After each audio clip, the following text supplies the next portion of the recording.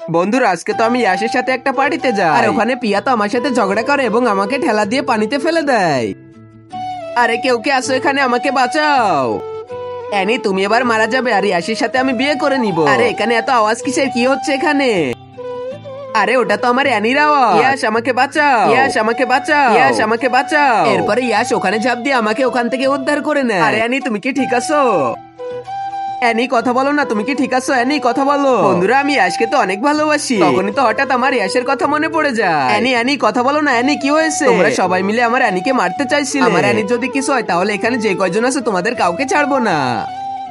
বন্ধুরা এরপরে তো আমি 2 মাস পরে আমার জ্ঞান ফেরে, তখনই দেখি আমি ইয়াশের ঘরে আছি। আরে এখানে তো কেউ নেই, আমি তো এখানে একা হয়ে গেছে। আরে আমার ইয়াশ কোথায়? ইয়াশ তো মনে হচ্ছে আমার জন্য কাজ করতে চলে গেছে।